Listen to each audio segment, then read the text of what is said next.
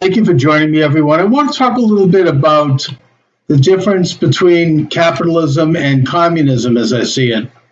By the way, you're welcome to join the program 617-396-4830 as we're live here at YouTube and all the other subscribers. I've noticed recently commentary from some very good people, very intellectual types, who seem to claim that there really is no difference between communism and capitalism, that they're both part of a bigger conspiracy, that they're both, in the case of Dr. E. Michael Jones, they're both part of a Jewish conspiracy.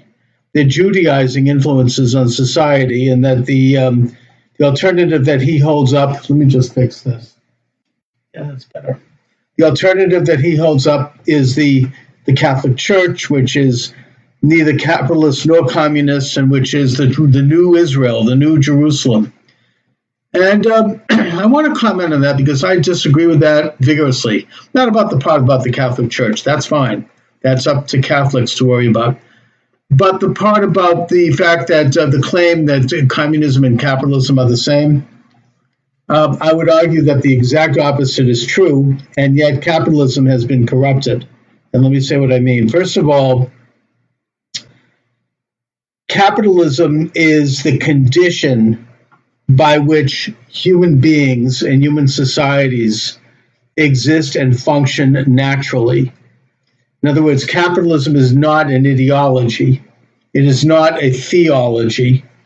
It is simply an observation of nature. It is what we are. It is what we do. It is who we are. It is baked into who we are as human beings, which is to say that when the Lord God created us in his image, both men and women, he gave us free will. He gave us as imperfect beings who are both animal and spiritual. He gave us the ability to create our own lives based upon our own ability to internalize moral and ethical values and our own intelligence, our own luck, our own circumstance, our own ability to function and to learn. We are free to create our own lives and thus mold our own destinies. We then choose to engage in different activities. We choose to find a mate and have a family. We choose to develop property. Every human being does. This is part of who we are. I don't care what you say, you seek property for very rational reasons. Animals understand this. Animals seek property. I mean, try to interfere with a beaver's nest, a beaver's dam, and see that you're messing around with their property. You know, even plants understand this. They compete for sunlight, and the plant that's the stronger plant will get to the sunlight, and the weaker plant will die or be stunted.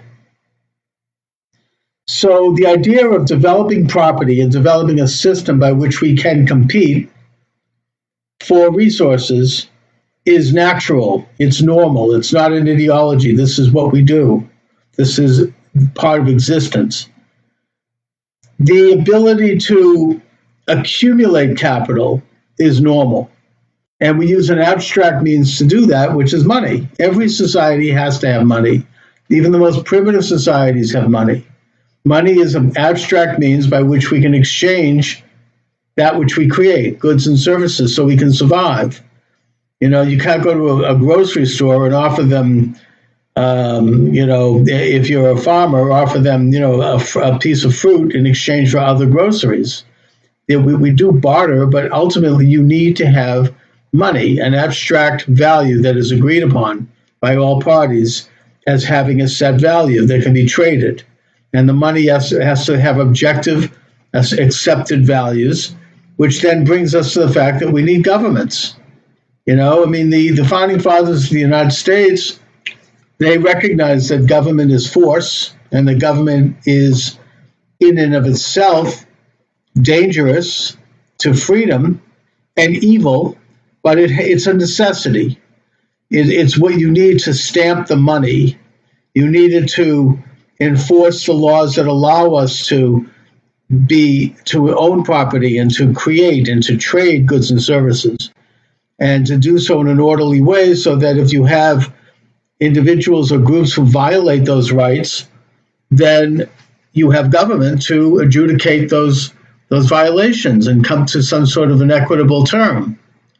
So you need governments, you need organization. All of these things are normal to capitalism and to the building of a society which allows for the maximum amount of freedom for the individual to realize their life, to trade in goods and services, to control their own destiny. So capitalism is not an ideology, it is normal. Communism, on the other hand, is an ideology, and it is not normal. And yet it's also been there since the beginning of time. It is the great lie. It is the worship of the idol. It is the idea that man can be like God, that we can, create our own universe. We don't need objective morals or ethics or values that exist outside of ourselves. Because capitalism, again, is a recognition of existence, of reality, that the communist wants to invent new reality based upon fiat, based upon whatever they want it to be. It's a subjective thing. They want to perfect man. Man is not perfectible. We're in the image of God. We're not God. And so the communist is involved in the great lie that was told by the serpent in the Garden of Eden. You can be like gods, know good and evil, know everything, overthrow God in heaven, and everything thus becomes secular. Everything becomes man-made. Man is the center of the universe. Man decides what is true, what is real. And thus man can shape human society to advance into new stages of heightened awareness or whatever, heightened success. The theory of evolution completely is consonant with the communist idea, but that's another subject. The point is that this idea that we're not beings who are created in the image and we're sovereign over our own lives, which is the capitalist idea and which is the normal idea. The idea of the communists is that we're just transient entities that could be molded and shaped by people who have some kind of an enlightened awareness. In fact, this is why communism is completely intertwined with the occult, because that's what the occult is, developing a super consciousness that allows societies and individuals to reshape themselves, to shapeshift into something different, something bigger, something better, or something worse, whatever the case may be. And so the communist needs to be involved in usurping the natural rights of people, the right to own property being the most essential, but also the right to trade goods and services, the right to trade ideas, and replace that with control by an authority that acts as an agent of change. They even use the word change agent, moving toward this utopia that they have a fuzzy idea about. They call communism, or it's been called other names, where everyone becomes de facto equal. Everyone becomes the same. There's no more inequity. In other words, things that make us not equal, that make us different, things like love, family, commitment, personal relationship, property, the right to trade goods and services, knowledge. These things all make us unequal because we all have different capacities and we're all in different situations. All of that for the communists is abolished. And you have absolute equality. In other words, you have a world that looks more like an ant colony. Everyone is functioning and doing whatever job they're skilled at to advance the society, but nobody is different. Nobody has any autonomy. This is why the communists admire the Greek philosopher Plato in his book The Republic, because the Republic is a proto-communist state where you have the people who the government decides whether they'll be soldiers, merchants, different professions, farmers, whatever they need, and then they put people in those paths. And when the child is born, they decide whether the child will live or die based on whether they think they're going to serve the interests of the state. And if they're not seen as serving such interest, they're left out on the hillside to die, which is something that's so barbaric that even the Romans got rid of that. Of course, it's now coming back with the Democratic Party and their desire to legalize infanticide. That's another subject. The point is that the communist idea is the exact opposite of the capitalist idea. It is a completely unnatural, completely false idea. that people are fooled into believing because they engage in every generation in this marketing campaign that they're somehow making the world better, that they're utopian, and that they're going to make everybody equal, and that if you don't have what your neighbor has, you somehow have a right to it because you want it. So you don't have to do anything for it. You just are entitled to it. So that brings up the question, which is, what has happened to capitalism?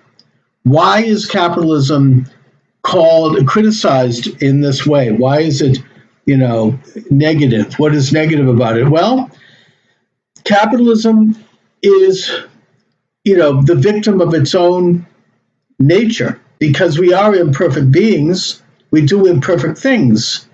And so thus you have imperfect ideas that are implemented within the context of capitalism. And I would trace the main setback to the development of capitalism, which is something that, while it's natural, it's been a struggle for mankind to achieve it, since in our more primitive stages, we were more communistic. I think that Frederick Engels, Karl Marx's capitalist financier and friend, got into this in a booklet that he wrote where he talked about primitive socialism, primitive ownership. That is what primitive societies were about. They did not develop the sense of individual awareness, that we're sovereign individuals under God, that we are responsible for creating our own lives and our own successes and failures, and by this means we have a maximum ability to control our destiny. That this was not the condition of ancient man, and that in fact the entire Jewish experience, the children of Israel breaking away from slavery, worshiping a god rather than idols and pagan gods, getting the law at Sinai, trying to create a commonwealth in Canaan.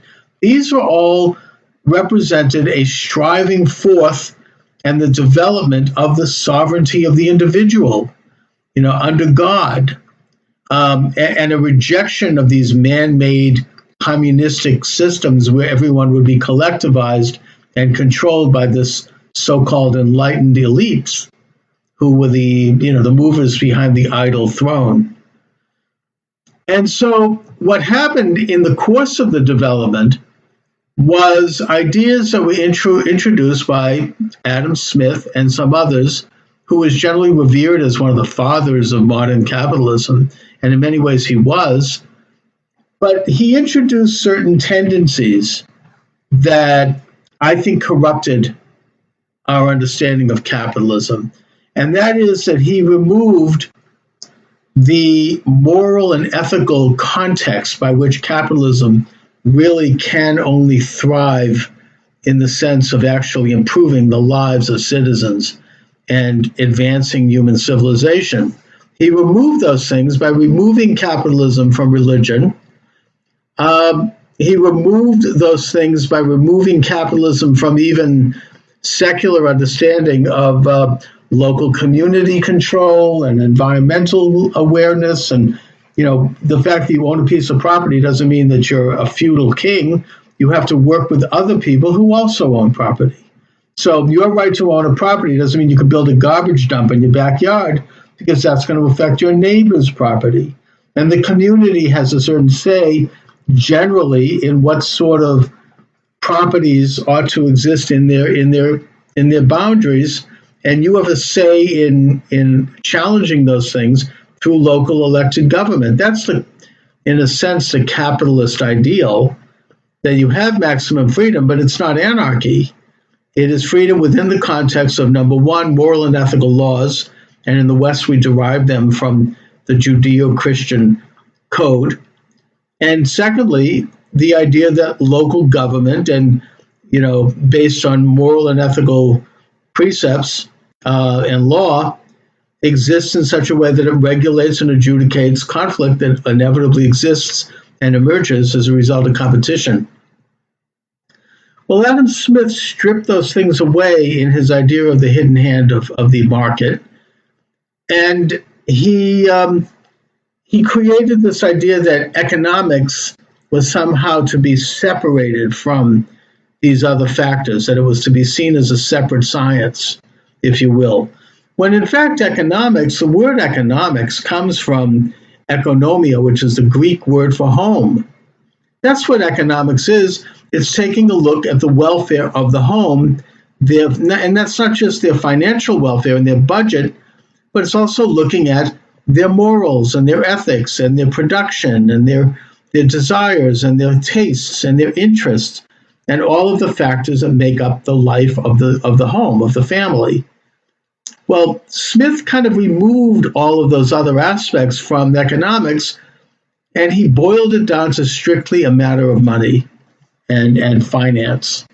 Thus, you had a gradual removal, and I'm not sure that Smith did this consciously, but you had a removal of moral and ethical values and of community values that would serve as a natural restraint to the more unbridled and the negative side of capitalism that's also a reflection of human nature, because we all have that.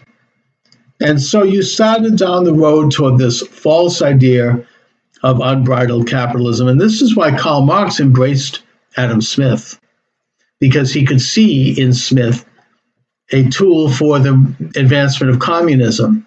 Because once you remove a people from their moral and ethical moorings and from their ability to have a say in their local communities and even in their governments, then and everything becomes just the free market and unbridled capitalism, then you have a recipe for anarchy and you have a recipe for world control in the hands of the very wealthy, the unelected people. Now, that's where you end up with this international hierarchy of extremely wealthy people, the top maybe 1% in the world, who have lost touch with the fact that at some point in their lives, or maybe in their parents' life, if they inherited, somebody had to earn a buck, at some point. And instead they become pro-communist. They become this idea that somehow they have a sense of noblesse oblige. They want to control the world for its own good and change mankind literally through force or through subterfuge and deception. And so they're no longer really operating as capitalists.